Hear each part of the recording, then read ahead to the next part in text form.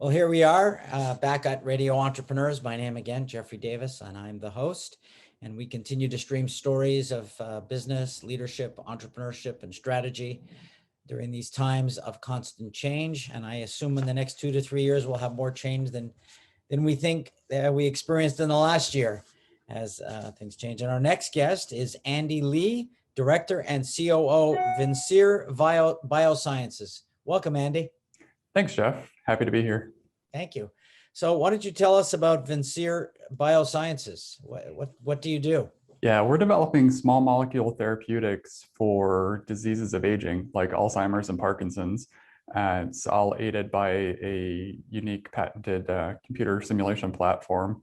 But ultimately, we now know that biological age is modifiable and diseases of aging like Parkinson's are tied to some core mechanisms that we think we've got drugs in the pipeline to fix now.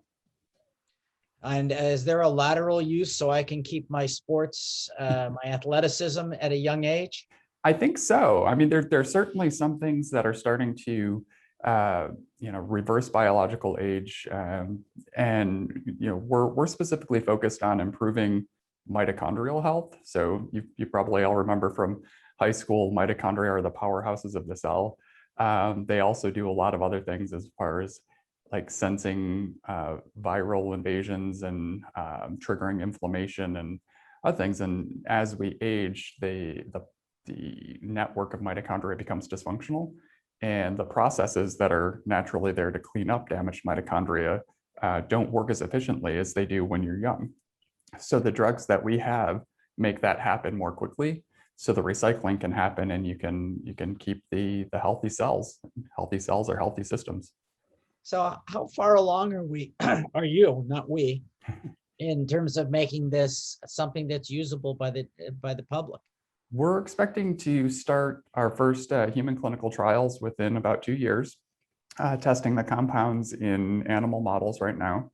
And so far, everything's looking good. So our plan is to start a FDA-approved path for Parkinson's disease. But, as kind of suggested by the link to core aging, I think there's a lot of other areas that this might apply. So we're also looking for other indications and may start to kind of look at those clinical options and maybe some consumer options all in parallel.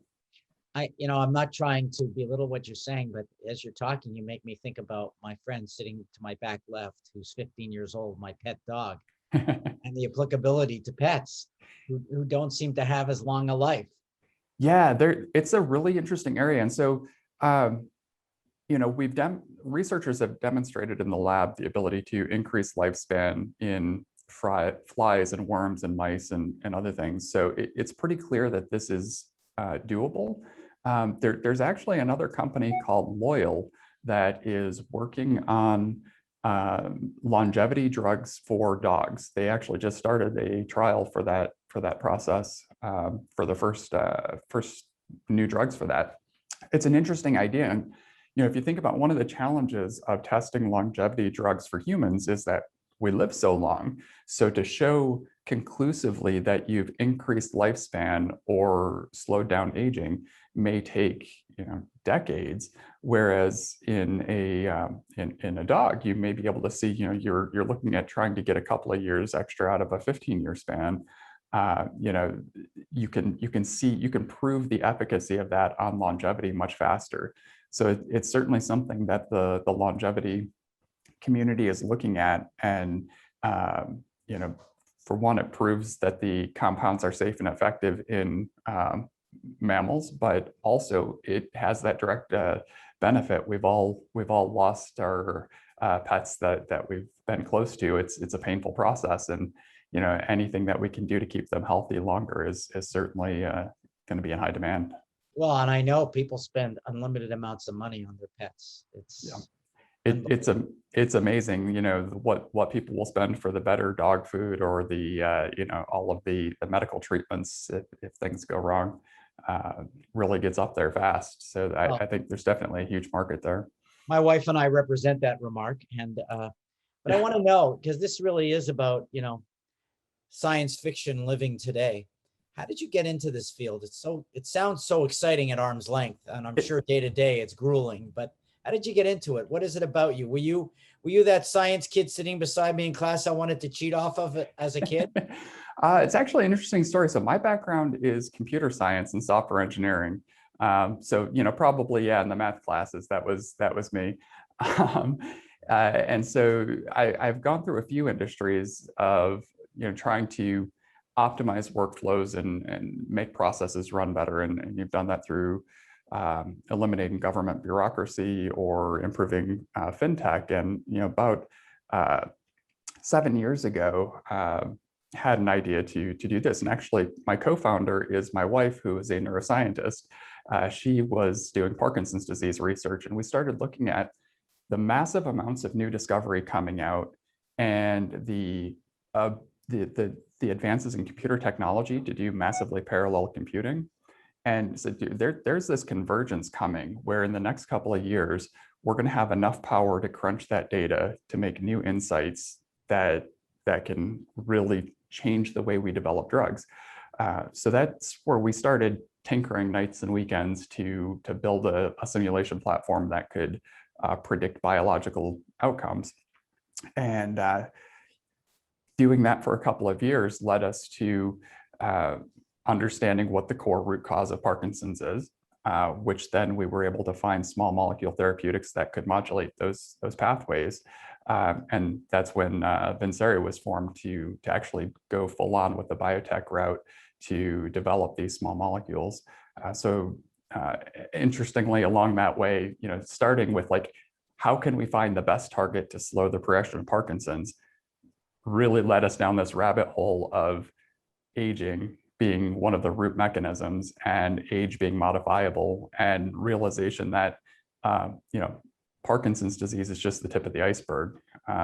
We are imminently at this point where human longevity will be changed, where we can take actions. And one of the first things that we're looking at on that's really important is the ability to track biological age. It's becoming quite clear that calendar age and biological age are not the same thing. And being able to measure that with a simple blood or saliva test or something that can measure how old are you biologically is going to be the key to, I think, really gaining adoption on some of these approaches. And we all feel it, right? You look in the mirror some days and you're like, man, that was a rough night. I aged 10 years, yesterday. And you get up some days and you feel like, wow, I think I'm getting younger. Everything is moving in the right direction. It doesn't happen too often anymore. Mostly I just say, who's that ugly old man? I think we all, feel that sort of thing accelerating. Hopefully we can get some things that can slow that down. It's also exciting, but then I just found out that you're also part of the majority of businesses in America. You're a family-owned business. We are. I noticed your family business links there, and I think that's kind of interesting. It's a rarity in the startup world, and more so in the biotech space. Biotech, family business. I assume also a funded company. We are that type of. So you're really ticking off all the boxes that for an entrepreneurial story, aren't you? Yeah, it was interesting. We started talking kind of around the same point. We were looking at this and what the right format for this was. And there are some husband-wife teams that are in the academic space. There's some great examples out there. Pierre and Marie Curie's the famous one everybody knows about, right?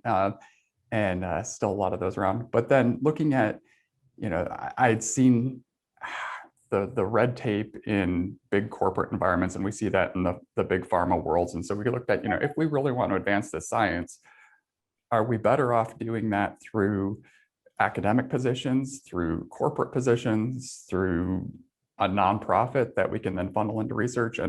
And ultimately thought, this structure of a independent business allows us to move really quickly at these early stages. And we still have all of the opportunities available for grant funding that we would have if we were a nonprofit or an academic.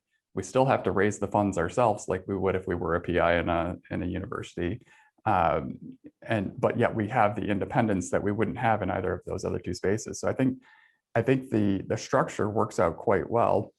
Have been able to raise investment and grants and corporate partnerships.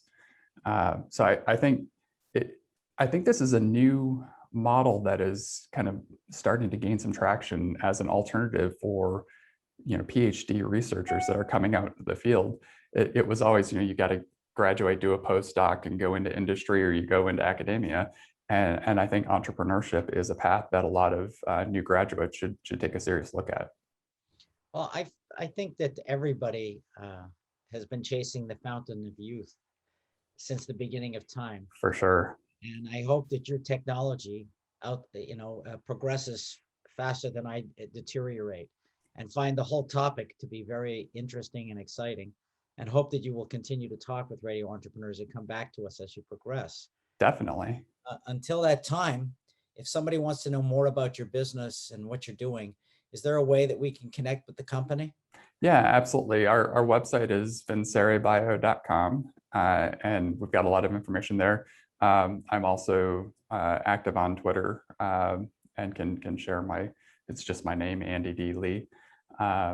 So if anybody wants to look me up there, I'm happy to chat. Great. Very exciting to talk with you. And I do want you to come back again and remind everybody that we are speaking with Andy Lee, Director and COO of Vincere Biosciences. Pretty exciting story. And remind everybody, this is Radio Entrepreneurs. Thanks, Jeff. Andy, great.